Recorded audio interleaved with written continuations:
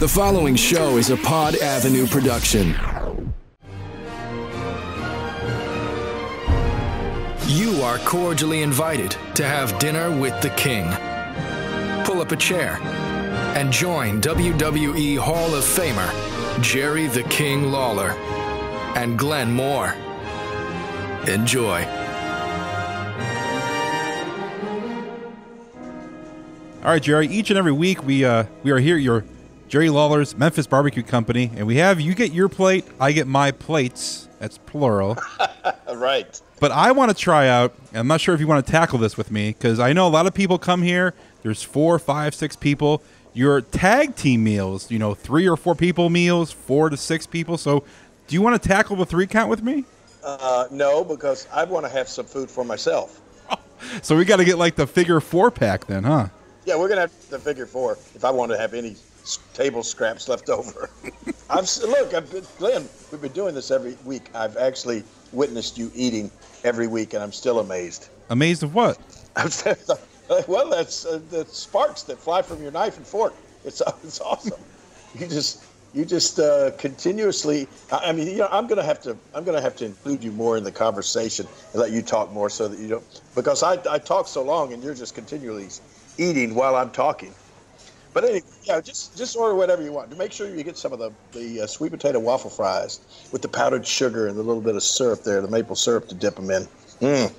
Can't wait. You have your Instagram with the King Jerry Lawler's Barbecue Company, and you post out some photos, and I get hungry during the week, and I get excited to come here on Tuesday because you got some nachos with some cheese on. I get so excited. I'm like, is Tuesday here yet? You know what I had the other day, because I realized that you and I were going to be doing this today, so I didn't want to go overboard. So I actually had a salad, the big house salad with some pulled pork on it. Oh my goodness, it was so good.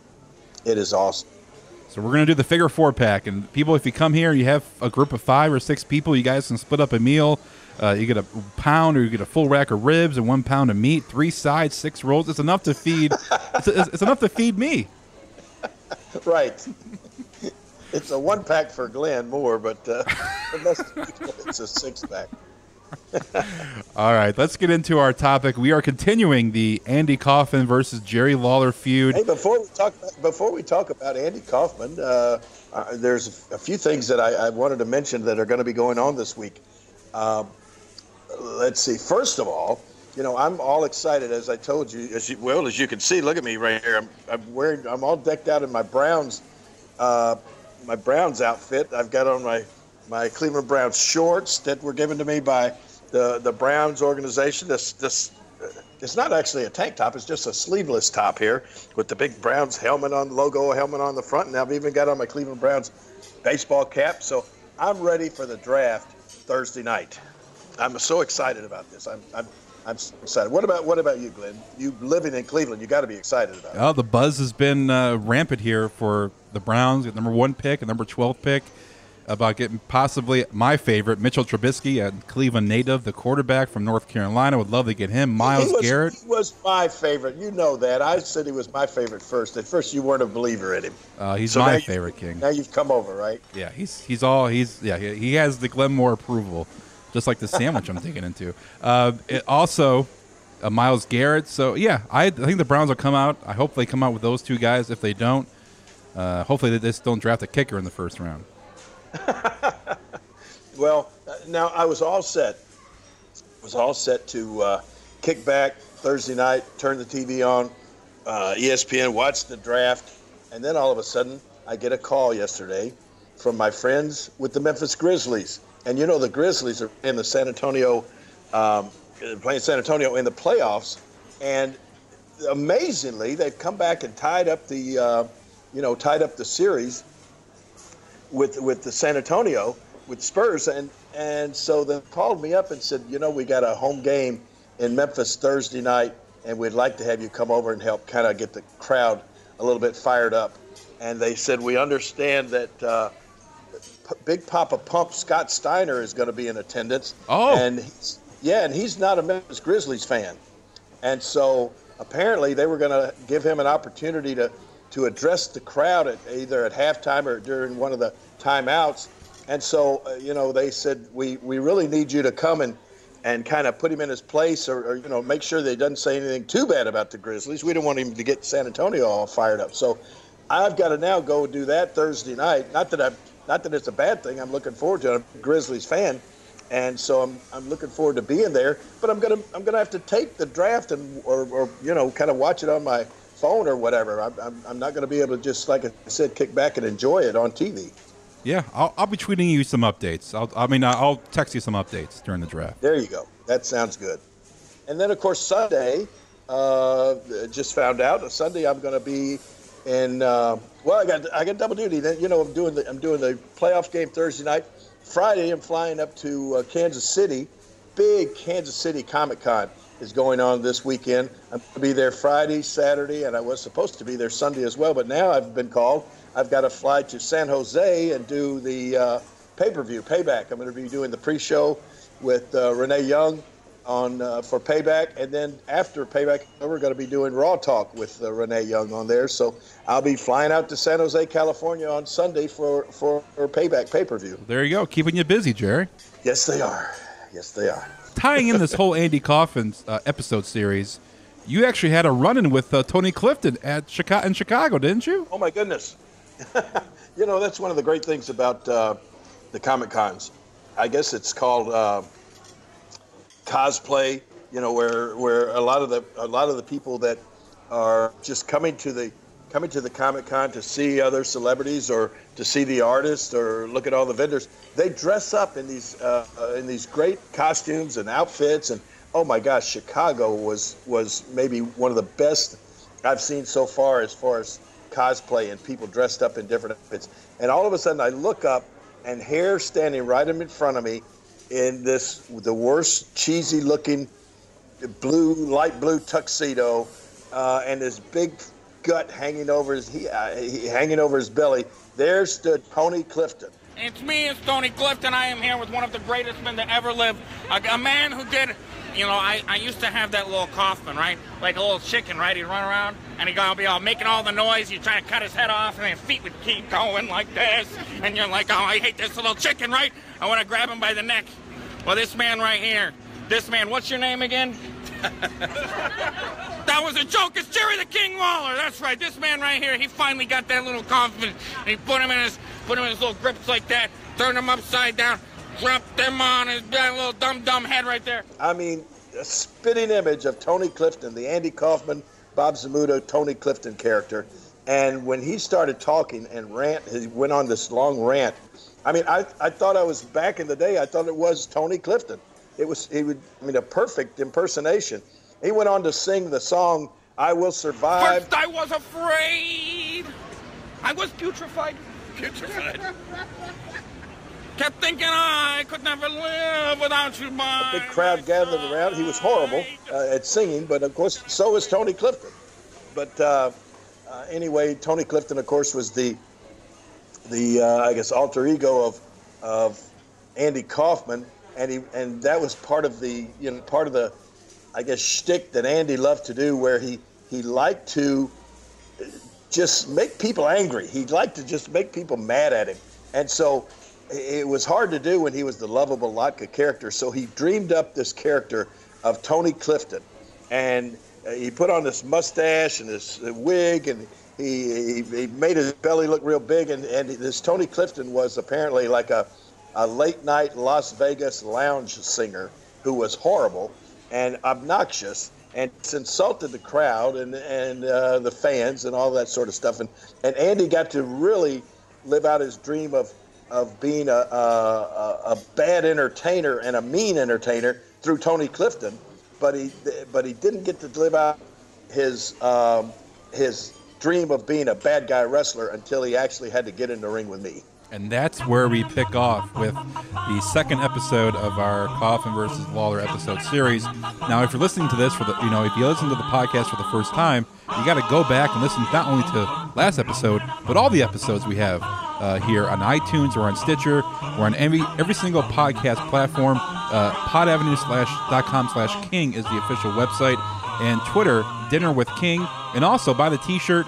The link is on podavenue.com/king. We had some people tweeting out their photos wearing the Dinner with the King official T-shirt we have as of right now. So tweet your photos. If you buy the T-shirt, we'll give a retweet out to you and show everybody you wearing your T-shirt. So we pick off, Jerry, with right before you guys, you get your deposition from Andy Kaufman, and you lay the challenge out. This is after the shove. This is after Kaufman threatens to sue, and the lawsuit comes. It's so funny you say, and I think I referred to it as a deposition. You know, that's how little I knew about lawsuits back in the day. I don't think it would probably be a subpoena or not a deposition is something where you take down the facts of the case with an attorney present or something like that. A deposition is not what you're served with to start a lawsuit.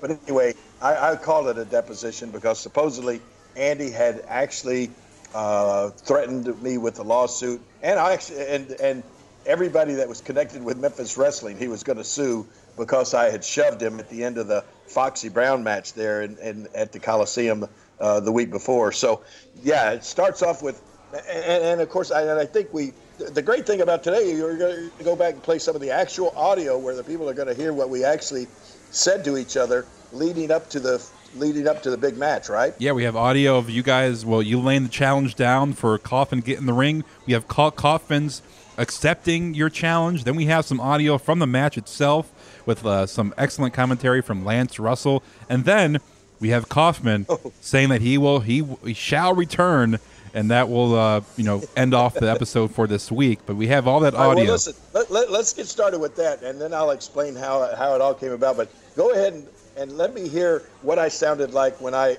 was issuing the challenge to Andy. The first time, of course, he had wrestled a countless number of women, probably hundreds.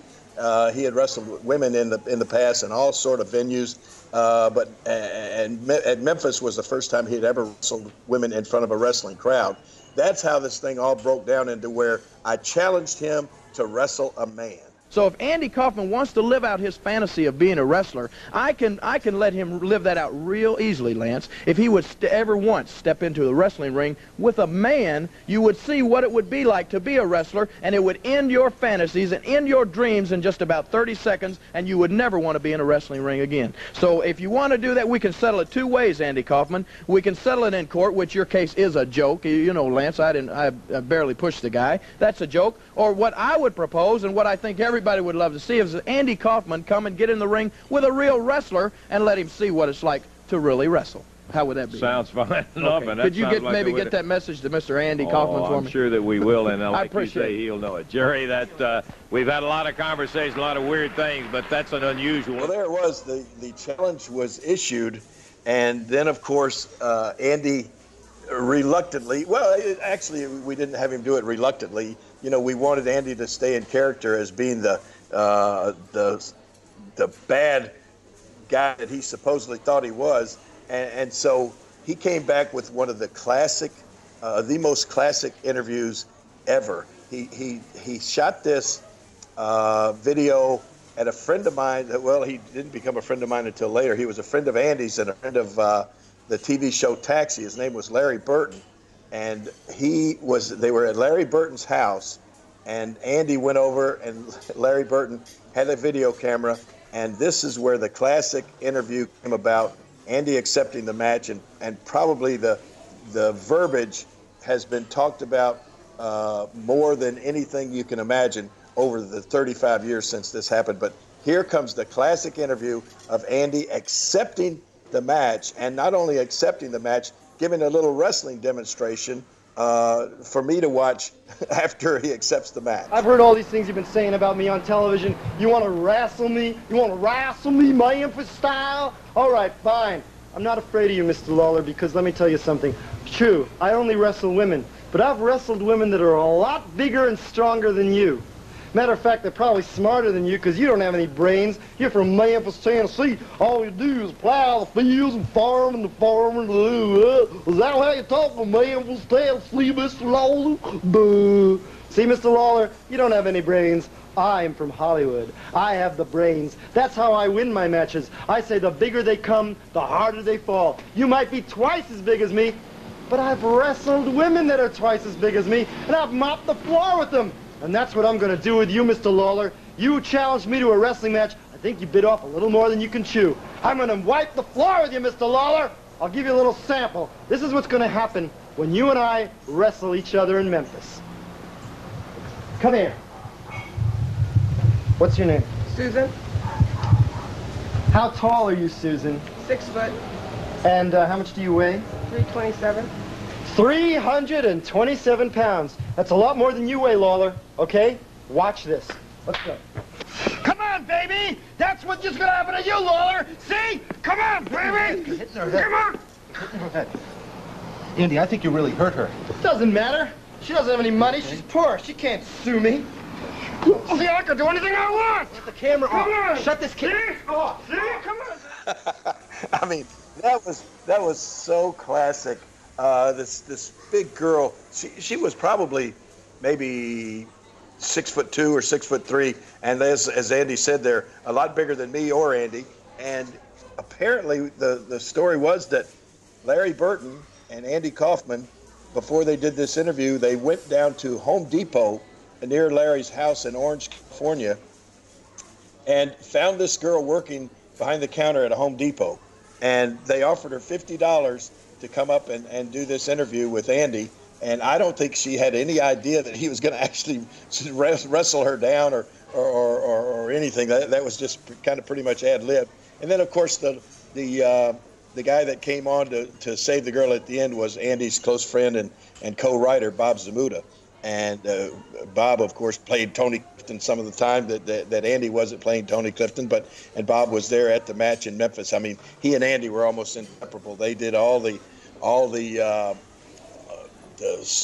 pranks, the schemes, all of the stuff that Andy did were co-masterminded by Andy and Bob Zamuda. So that was Bob coming in at the end saying, I think you hurt her, Andy. And, of course, Andy, with that, it doesn't matter. She doesn't have any money. She can't sue me. I mean, this was just classic stuff. And it so incensed the people, the wrestling fans in Memphis, the way is that how you talk from Memphis, Tennessee, Mr. Lawler? I mean, the people there just despised Andy. They wanted to see me kill the guy. I mean, it reminded me, when the match finally came about, it was like the old Roman gladiator days. I mean, if I'd have, given the thumbs up or thumbs down, I mean, the entire crowd would have been there to have been happy to see Andy's final demise that night, I can assure you. The match has been set. Well, Kaufman accepted your challenge, and now we get into the famous, legendary 35 years ago. This match took place. It's still talked about. It's still talked about in media and press and print interviews. This is the number one question you're probably asked over and over, Jerry. Is this one match? And it lasted a whole 6 minutes. Well, I mean, that was because Andy was so, he was so concerned about, to be honest with you, he was so concerned about making wrestling look bad. I mean, he was just not confident in his wrestling ability.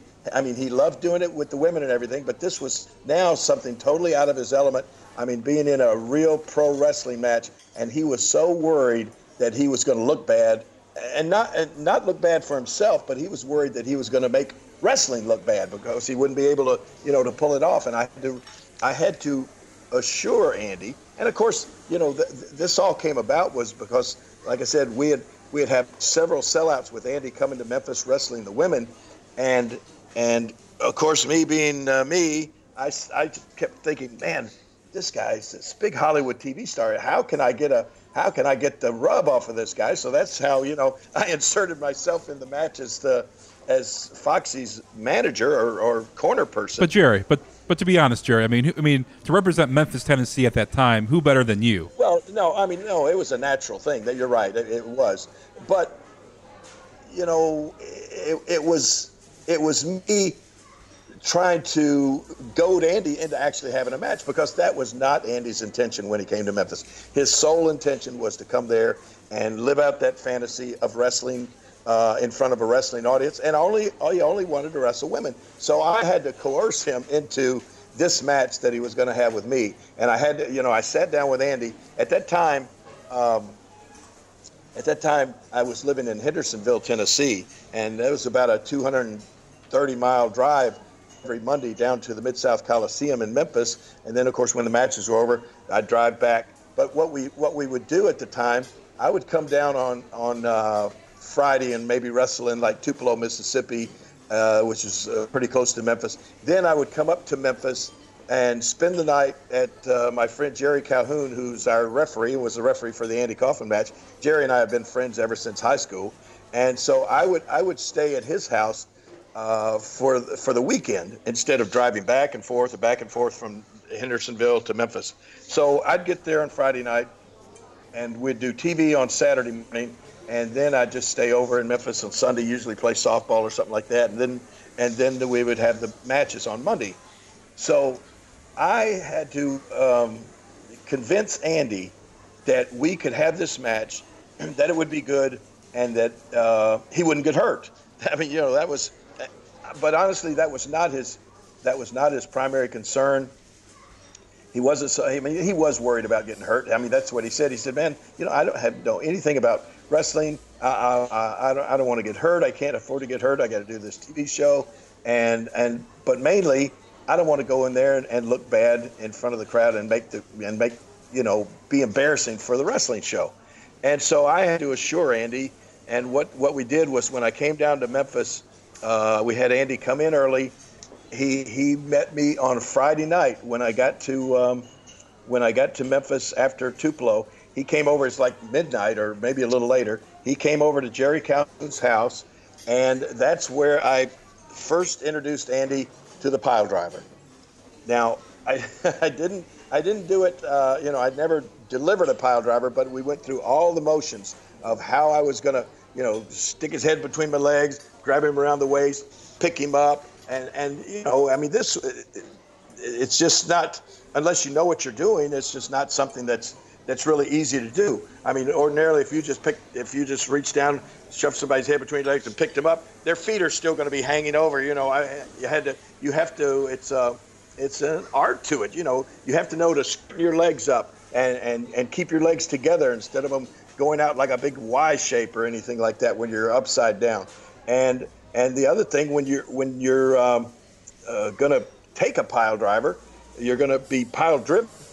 You need to keep your head tucked, and it's really the opposite of what you would think. When you're upside down like that, their natural tendency is for your head to come out away from whoever's about to pile drive you. But instead, for it to be right and look right, you really need to tuck your head back up against the crotch of the person that's giving you the pile driver. So I had to explain all that to Andy, and we went through it several times until finally he felt comfortable being put in that position, getting turned upside down, and so then we were all set for the match. We got there to the Mid-South Coliseum Monday night, sold out well in advance. I mean, it was sold out on Saturday for the show on Monday, and it was literally the talk of the town. I mean, the sportscasters, Jack Eaton came to me before we were doing news interviews the day of the show, and Jack Eaton said, "Well, King, do you want to hurt Andy?" And I said, "Jack, I think I have to hurt him. Because I have to make a believer out of this guy. I have to show him what it's like. He thinks wrestling and the way I make my living here in Memphis is a joke, and I have to show the guy that it's not." And so, man, the whole city was ready and eager for the match. And I'll never forget the entrance. As a matter of fact, do you have Lance Russell introductions of Andy and I on tape now? Yes, I do. We'll play it right now. Let's hear it.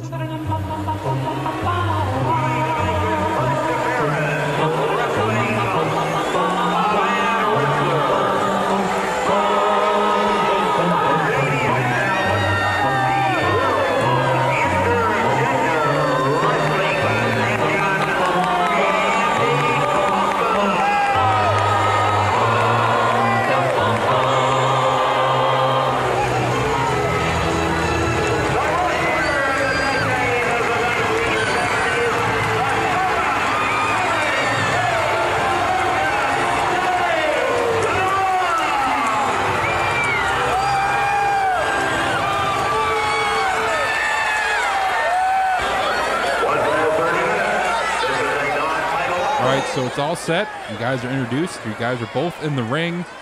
You talked about Kaufman's attire. That hasn't changed. You're in your classic attire as well. So you guys are ready and squared off, ready to go. I got to know, what was going through your mind? This is a jam-packed Coliseum. This is not the first time you wrestle in front of a big crowd, obviously, Jerry, but you're across the ring from Andy Kaufman. It's about to go down.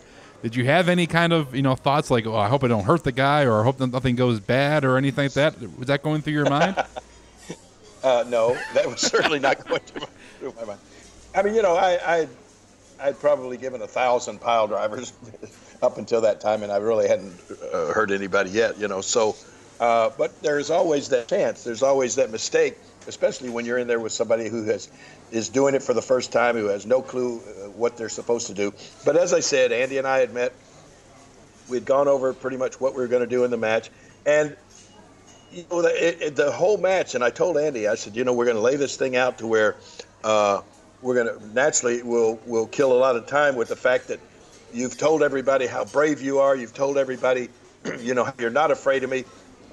But, of course, now that it gets right down to the nitty-gritty, you are going to be afraid of me. You are going to be apprehensive, and you are going to be scared to start the match. So that's, I don't know how many minutes from the time the bell rang before we actually touched each other went by, but it was several. I mean, Andy doing the goading, and every time I'd make a move towards him, he'd run and get out of the ring. He was playing the bad guy wrestler to perfection.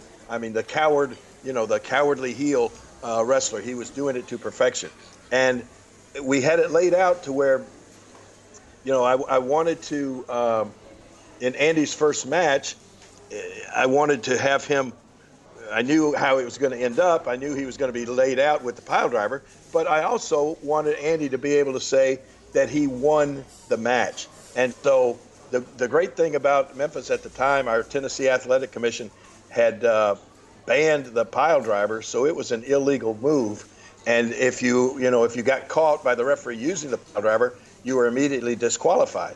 But the people loved to see me use the pile driver. They knew that was, going to do some serious damage to whoever my opponent was. So I told Andy, I'm going to give you the pile driver, but you're going to wind up winning the match. And so he was excited. He was happy about that.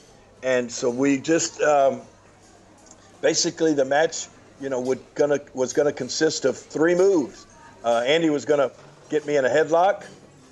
We were going to basically have him hold the headlock until he gained an air of confidence about him. Like, I was just going to sit there and stand there in the headlock until Andy thought he had the upper hand, until he thought he had the match well in control. And then I was going to pick Andy up and give him a big back suplex, drop him on the back of his head. And that would basically be it for Andy. He was going to be out from that point on. I was going to pick him up. And the original plan was just to give Andy 1 pile driver.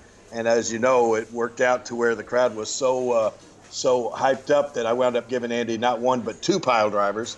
And he sold them, so well. It was like he was there with his, he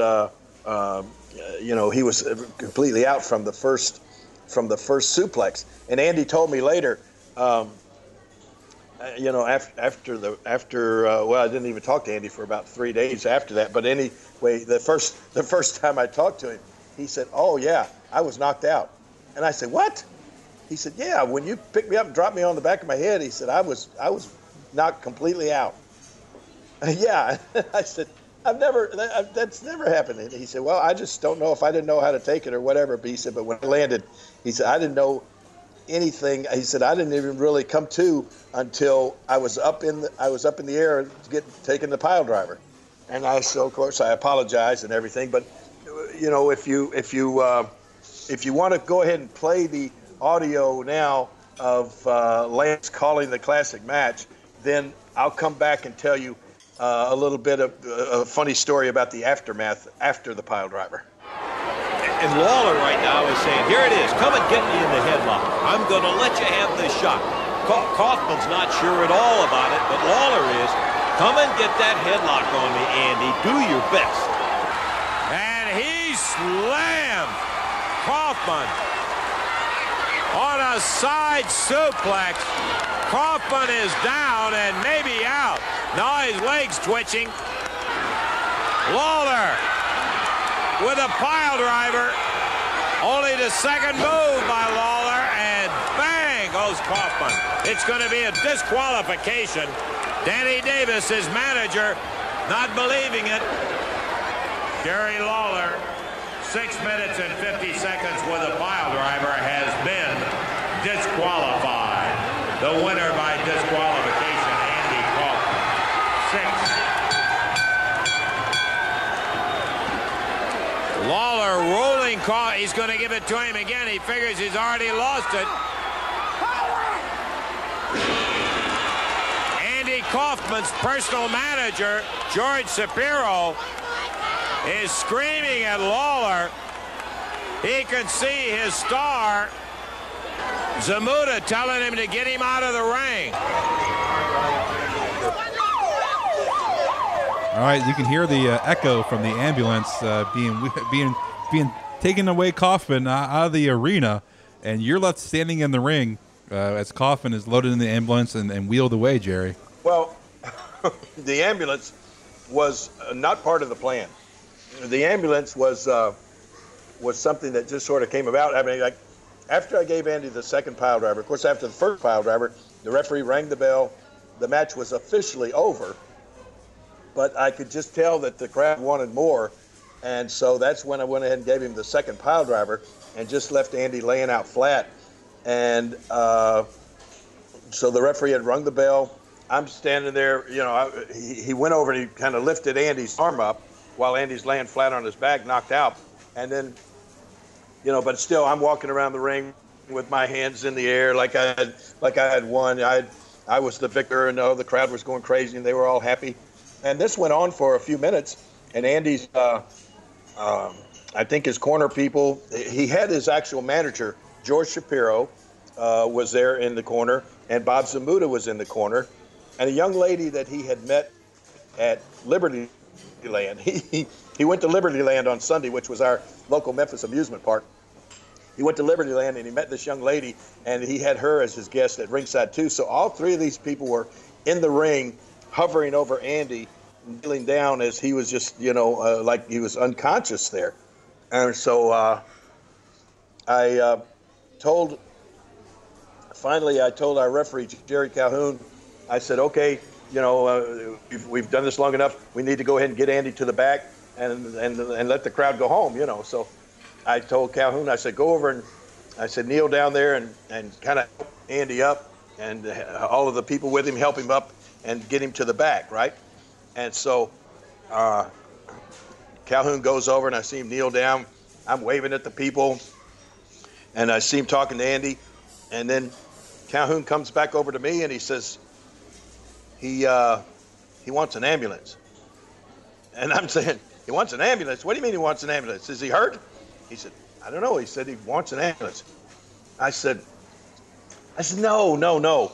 Just go over and help him. You help him up and get the people to help him up, and or either pull him out of the ring and walk him back to the dressing room.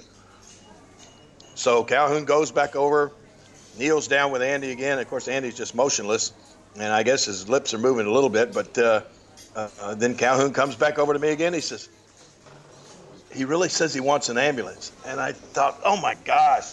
I mean, we had matches before where in the past where we had called an ambulance or had an ambulance come out, because it looked like somebody was hurt so bad that they needed to go to the hospital. And it cost, at that time, it would cost you about $250 for the ambulance, just to show up. And then whatever the hospital bill would once you were taken to the hospital. And so I told Calhoun, I said, no. I said, we're not going to call an ambulance. I said, this is like promoter Lawler going back into thinking here, the cheapskate. And I said, no, we're not going to call an ambulance. I said, tell him an ambulance costs like $250, and we don't need to do that. And then, of course, where would they take him anyway? So Calhoun goes back over, and I kneels down, and I see him explaining this all to Andy again. I'm still waving at the crowd like, yeah, hey, people are wanting to shake hands and all that stuff. And so then all of a sudden Calhoun comes back to me again and says he'll pay for it. And I went, what? He said, yeah. He said he'll pay for the ambulance. I said, okay, call an ambulance. And so the next thing you know, as you heard there on the footage, the sirens are blaring. They open up the back gate to the Coliseum. In comes the ambulance, right? I mean, the Coliseum was laid out in a way that you could come into the back door and an ambulance could come right in, almost up next to the ring. So the ambulance pulls in. They get the stretcher out, the EMTs. They come in the ring. They put the board on, you know, put Andy on the board. They put the neck brace on him, load him into the back of the Coliseum and load him into the back of the ambulance and off they go to the hospital. And now I'm thinking, well, I mean, you know, this all looks great, but what do we do now? What are they going to do? They're going to go to the hospital and find out Andy's not hurt, or just, I mean, is he going to ask him to let him out of the ambulance or what? But anyway, what happened was Andy went to the hospital, told him what had happened. They ran a battery of tests. They ran X-rays on him, and they actually said that he had compressed vertebrae in his neck. And Andy stayed in the hospital for 3 days with his neck traction. 3 days in the Memphis hospital with his neck in traction. I mean, that's how far Andy went to make this what he thought was, the greatest thing that he had ever done as far as wrestling went. You said that he was knocked out after the first pile driver. I mean, that's a dangerous move if you don't do, it correctly, like you said. He's lucky to come out with that injury if he was knocked out. Well, actually, he said he was knocked out after the back suplex. Okay. He had me in the headlock, and he was, looking out at the crowd and shaking his head. Yeah, I got him. I got King now. And then I just, of course, reached down, lifted Andy straight up in the air, and dropped him straight back on the back of his head. And apparently he didn't kind of tuck his chin on that, and he hit the back of his head, and that's what knocked him out. But he said he actually came to as I had him up in the air for the pile driver. So, I guess the pile driver, it's all up to whoever's delivering the pile driver. And, of course, there have been mistakes. There have been people injured with pile drivers, but it's usually up to the person that's giving the pile driver to protect whoever's getting the pile driver, as best you can. And like I said, Andy was the first person to ever say that, and he didn't say the pile driver hurt him, but he did say, I said, your head didn't hit the floor on the pile driver, did it? And he said, oh, sure it did. Oh. I said, what? He said, yeah, my head hit the mat hard. But and maybe, I don't know, I guess I should ask all my opponents after I give them a pile driver, did your head hit the mat? Because maybe it does, and I just don't know. Maybe they just don't tell me. I don't know. Well, I actually have some audio. I dug deep on YouTube to try to find some audio with some video, but audio for the podcast of Kaufman in the hospital, all on the gurney with the strap brace, around his neck, and there's cameras in his face, there's microphones, and he says, well, I didn't know wrestling was real until, he says something about wrestling, being so, violent until, the match with you. So I have that audio right now, and I'll play it. I always thought wrestling wasn't real, but apparently, I guess, at least this one was. Kaufman had the neck brace on, but I think a lot of people, especially in wrestling that know wrestling, probably thought Kaufman wasn't really hurt. But when he was laying in the hospital and cameras are in his face and news outlets are covering this, so he was really hurt. He wasn't playing there. Well, I mean, and that I guess is what really sold this whole match to the world, and even most of the people in the wrestling business. I've only received one telegram in my whole life, a telegram now, and that was after this match. I got a telegram from Paul Bosch, who was the Houston, famous wrestling promoter down in Houston, Texas, and he sent me a telegram thanking me for putting this Hollywood big mouth in his place. I mean, there were so many people, because Andy wouldn't crack to anybody, and I didn't tell anybody otherwise either. And so that's why, I mean, everybody, the news media, crazy with this thing. It was on every kind of entertainment news, all the newspapers, all around the country, and it just, it hit big, and Andy being in the hospital for 3 days in traction is what sold this thing to everybody. And like I said, I didn't even speak to Andy until after he got out of the hospital. From the time he left the ring in the ambulance, that was the last I heard from him until he was out of the hospital and back in California. And so, you know, it was just amazing that the lengths that Andy would go to make his stuff, the things that he did, believable. I mean, that's why he was the consummate professional that he was. And that's why all the other comedians to this day, I mean, he has like a cult following.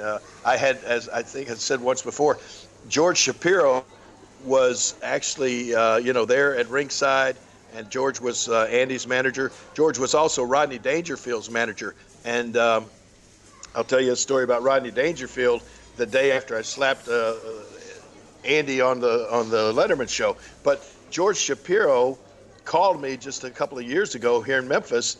This was way after the match. And George calls me up and he said, Jerry, one of my clients is going to be in Memphis to play the Orpheum Theater. He's doing a show at the Orpheum Theater. And he's just a huge Andy Kaufman fan. And he wants to know if you would come and meet him backstage at the Orpheum, and he just wants to ask you some questions about how you and Andy pulled off this thing. He said it was one of the greatest things that he had ever seen. And I said, sure, George, who is it? And he said, Jerry Seinfeld. And yeah, and so, I go down to the Orpheum Theater, and here's Jerry Seinfeld. We go backstage, and I go backstage, and he's just like a little kid wanting me to tell. I'm telling him the story, just like I'm telling here, on the podcast.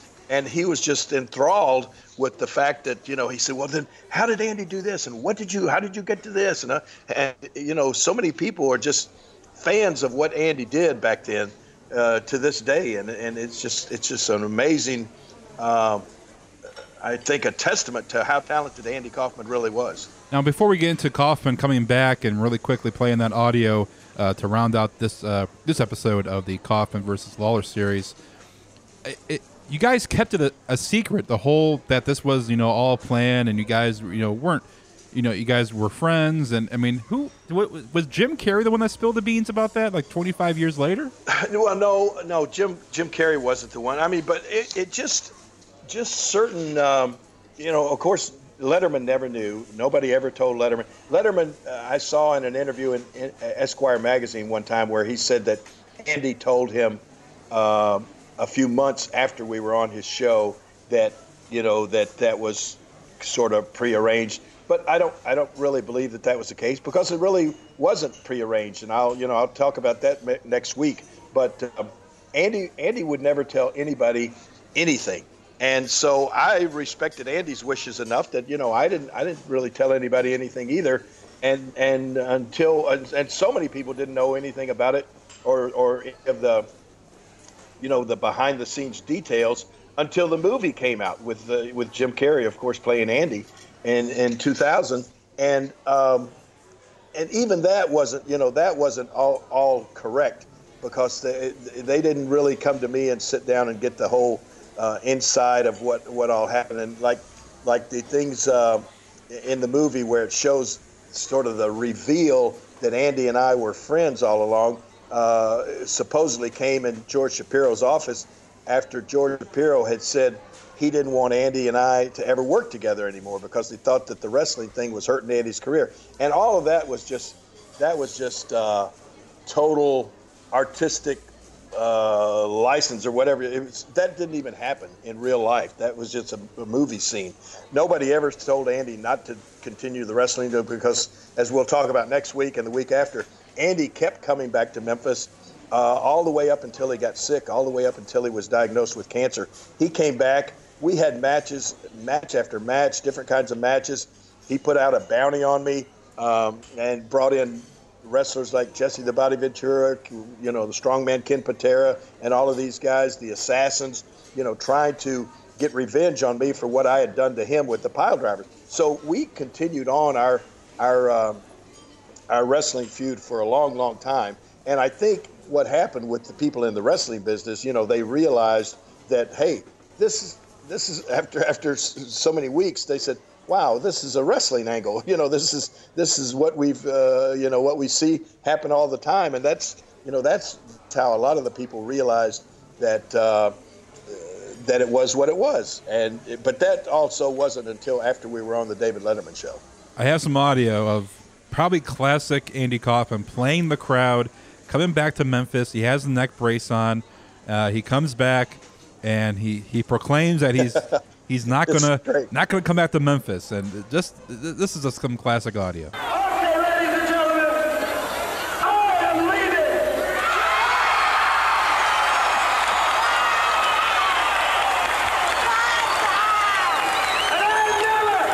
And I'm never coming back to Memphis again.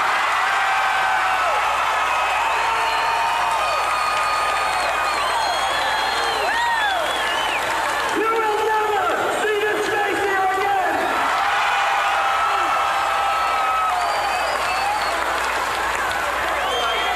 I shall return, my friend. I shall return. Yeah, you're right. Classic Kaufman. Just baiting the crowd. They were so incensed that he had survived to see him back alive and standing and walking around on two legs, back at the Mid-South Coliseum, even though he had the neck brace on. And when he told him he was never going to come back to this stinking town of Memphis, the people went crazy. They loved it. And then he said, I mean it. I will never come back here. And they went, even more crazy. And then finally, of course, the classic line was, I shall return. And return he did, and in style. And we'll be talking more about that with some of the ways that Andy Kaufman came back and kept coming back to Memphis, Tennessee. Now, all these episodes are going to be on our RSS feeds, our podcast feeds, and next week we're going to be delving into Letterman, playing some audio from that. We'll talk about how you guys set up your appearance on TV and the fallout from that and how it continued, because you're right, you had plenty. You had the pile driver match, you had other people involved in this angle, and like I said, this episode series is going to go on for a little bit because you had so many matches and so much audio and the bounty on your head. There's going to be so much things to discuss and talk about, but at this point now, we're right up to the Letterman appearance on national TV. But Jerry, it's this one match is just so iconic and it's in people's minds that this will, you're right. You mentioned that when we introduced this podcast series, this is the one match that probably the most famous match because of who is involved and how it has just 35 years later, people are still talking about it. Right, and I'm telling you, just this past weekend, at the C2E2, the Chicago Comic Con, there were probably 100,000 people that came through that Comic Con, and thousands came by our booth. I was signing there with Jack Swagger was there, Lita was there with me, and Mean Gene Okerlund was there with me. So we had literally thousands of people coming by our booth, talking, signing, and taking pictures. And I'm not exaggerating. I'll bet more than half of the one thing that they would mention to me was Andy Kaufman. It's just crazy how that still lives on. And fathers would be there with their children, and one case they said this man had his two sons there, and he says, "Boys, when we get home, I'm gonna go online and I'm gonna show you what this guy did with Andy Kaufman, this famous TV actor from TV back in the day." And he said, "I want you guys to see this." So it's been, it's sort of been handed down from generation to generation and talked about, and it still amazes me that it that it has lived on this long. I would love to put a number on how many wrestling fans were born because of Andy Kaufman's from the entertainment business, his name attached to wrestling, and them saying, "Well, okay, Andy Kaufman, I'm going to watch whatever he's doing, and he's in the ring with you with wrestling." And they, I'm going to know how many people have fallen in love with wrestling and still be fans because of this one story. Oh, I get letters like all the time saying that, and still say, "I'm not a wrestling fan, but I loved what you did with Andy Kaufman." And so it's without a doubt that caused a lot of people to get interested in wrestling and to become big fans and to remain fans to this day. All right, to round it out, Jerry, tomorrow, Thursday, you will be halftime taking on Big Papa Pump, so to speak, in a confrontation defending the Memphis Grizzlies here in Cleveland. the Cavs are in the second round. Maybe could we see a Memphis versus Cleveland NBA Finals? That'd be great. Wouldn't that? Oh my gosh, that would be so awesome. It would be terrific. Awesome. Yes, it would. But anyway, it's going to be a busy weekend for me, and I'm not going to be able to spring for any more lunches for you this week, Glenn. So you're going to be on your own from now on. You know what, Jerry? I got the check for this one. I got the check. I got the big meal. I got the big the tag team. You know what? I'm going to dig deep in my wallet and get this one for you. Oh my gosh, this is amazing. Glenn Moore actually paying for a meal. Hang on. Let me take a picture of this. Okay. No pictures allowed. I got it. All right. Like I said, the podcast is on iTunes. We're on Stitcher, every single podcast platform. If you're new to the show, make sure to go back and listen to our previous episodes, including a bonus episode. As Jerry and I, we talk with the Rock and Roll Express at WrestleCon in Orlando, Florida, in WrestleMania weekend. That one's up there as well. And podavenue.com/king is the official website. And the shirt, you can buy the shirt, tweet at us, we'll retweet it, and Jerry will tweet it as well. You wearing the shirt, our Dinner with the King shirt. With that, the check is paid, courtesy of yours truly. Wow. Jerry, we'll talk to you next week. All right, Glenn. Next week on Dinner with the King. Jerry Lawler and Andy Kaufman are here, and we saw the tapes that allegedly provoked Mr. Lawler into the match. Andy, why did you do that? That didn't seem like a very nice thing to do there. I don't see how a person could get so mad from that. The preceding show is a Pod Avenue production.